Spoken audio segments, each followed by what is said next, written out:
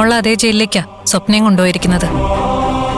മഹിമ സ്വപ്നയ്ക്ക് സമാധാനം കൊടുക്കുന്ന എനിക്ക് തോന്നുന്നില്ല. അവളെ എന്തായാലും മഹിമ ബുദ്ധിമുട്ടിക്കും.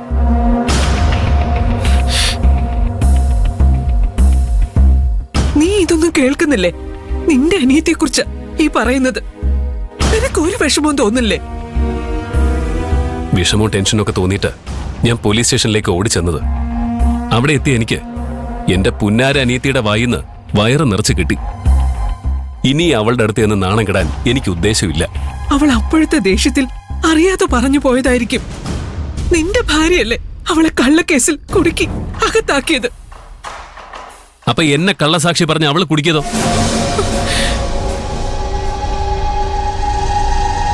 എല്ലാം ക്ഷമിക്കാനും മറക്കാനും ഞാൻ തയ്യാറാ. പക്ഷേ ഇപ്പോഴും അവൾക്ക് പറ്റിയ തെറ്റുകൾ അംഗീകരിക്കാൻ അവൾ തയ്യാറല്ല. ആ ഒരു തിരിച്ചറിവ് സംഭവിക്കാൻ കുറച്ചു കാലം അകത്ത് കിടക്കണമെങ്കിൽ കിടക്കട്ടെ. എനിക്ക് നാളെ എന്റെ മോളെ കാണാൻ പോണം. എന്തിനാ അമ്മേ വെറുതെ ജയിലിലേക്ക് പോകുന്നത്? അവിടെ ചെന്ന് സ്വപ്നയെ കണ്ട് കരഞ്ഞെന്തെങ്കിലും അസുഖം വരുത്തി വെക്കാനാണോ? എന്ത് പറ്റിയാലും ഒരു കുഴപ്പമില്ല. എനിക്ക് അവളെ കാണാതെ പറ്റില്ല. അതിനവള് സമ്മതിച്ചാലല്ലേ. ഈ വീട്ടിലെ ആരുടെ മുഖം കാണണ്ടെന്നാ അവള് പറഞ്ഞത്. കണ്ടോ, നിന്റെ ഭാര്യ കാരണം സ്വപ്നയ്ക്ക് എന്നോട് പോലും ദേഷ്യമായി. അവക്ക് തോന്നുന്നത് ദേഷ്യമൊന്നുമല്ല, നാണക്കേടാ. വലിയ ബുദ്ധിരാക്ഷസിയാണെന്ന് പറഞ്ഞു നടക്കായിരുന്നില്ലേ? ഇപ്പോ അടിതെറ്റി ജയിലിൽ കിടക്കുമല്ലേ. എല്ലാവരെയും ഫേസ് ചെയ്യാൻ അല്പം ബുദ്ധിമുട്ടുണ്ടാവും. ഇങ്ങനെ സ്വന്തം കുടുംബക്കാരെ കള്ളക്കേസിൽ കൊടുക്കുന്നത് ഇത്ര അഭിമാനത്തോടെ പറയേണ്ട കാര്യമില്ല മഞ്ജു. പ്രീതിയോട് ഞാൻ പല വട്ടമായിട്ട് പറയണമെന്ന് കരുതിയതാ. ഞങ്ങളുടെ കുടുംബകാര്യങ്ങളിൽ ആവശ്യമില്ലാതെ അഭിപ്രായം പറയാൻ വരരുത്. ഗിരിയേട്ടനെയും ഈ കുടുംബത്തിന്റെ മാനത്തെയും രക്ഷിക്കാൻ പ്രീതി ചെയ്തോന്ന് ഞങ്ങൾ ഒരിക്കലും മറക്കില്ല. ഞങ്ങൾക്ക് പ്രീതിയോട് കടപ്പാടുമുണ്ട്. പക്ഷേ ഈ വീട്ടിലെ കാര്യങ്ങളൊക്കെ തീരുമാനിക്കുന്നത് ഞങ്ങളാ. അതിഥിയായിട്ട് വന്നവര് അങ്ങനെ തന്നെ തുടർന്നാ മതി. സോറി. സാരമില്ല, ഇനി ഇത് ആവർത്തിക്കാതിരുന്നാ മതി.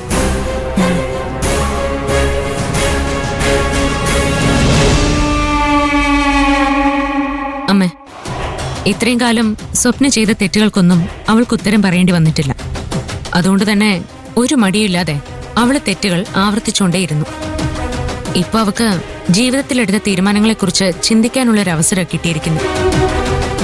അത് സ്വപ്നം നന്നായിട്ട് ഉപയോഗിച്ചാ ഇനിയുള്ള കാലമെങ്കിലും അവൾക്ക് നല്ലൊരു മകളായും അനിയത്തിയായും ഭാര്യയായിട്ടും ഒക്കെ ജീവിക്കാം. സ്വപ്നം എന്തായാലും മാറുമെന്നുള്ള പ്രതീക്ഷയൊന്നും എനിക്കില്ല.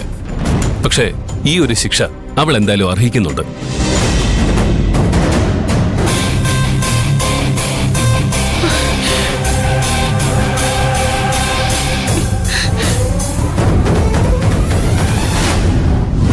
മഞ്ജു മിടിക്കുക. പൂച്ചക്കുട്ടിയെ പോലെ നടന്നിട്ട് ഇപ്പൊ പെട്ടെന്ന് പുലിക്കുട്ടിയായത് കണ്ടോ? അവളുടെ സ്വാധീനം കാരണം ഗിരിയേട്ടൻ സ്വന്തം അനിയത്തെ പോലും തള്ളി പറഞ്ഞു. ഇനി ഗിരിയേട്ടനെ കൊണ്ട് അവൾ അമ്മയ്ക്കെതിരെയും സംസാരിപ്പിക്കും.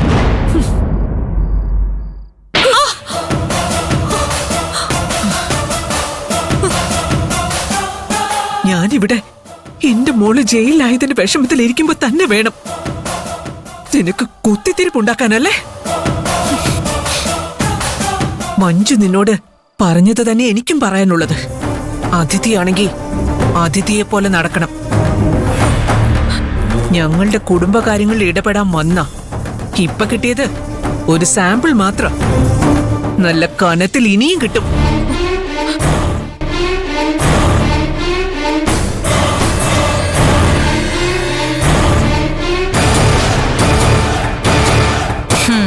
തൊള്ളയ്ക്ക് വിചാരിച്ചതിനേക്കാൾ കൂടുതൽ ബുദ്ധിയുണ്ട്.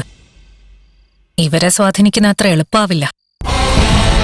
സാരമില്ല, സ്വപ്നയുടെ വിഷയം പറഞ്ഞ് ഇവിടെ വഴക്കുകൾ എന്തായാലും ഉണ്ടാവും. നല്ലൊരു അവസരത്തിനായി കാത്തു നിന്നാ മാത്രം മതി. ആ തള്ളയും മഞ്ജുവിനെയും എന്നേക്കുമായി പിരിക്കാം. പിന്നെ അവളെ ഗിരിയേട്ടന്റെ ജീവിതത്തിൽ നിന്ന് ഒഴിവാക്കുന്നത് എളുപ്പമായി.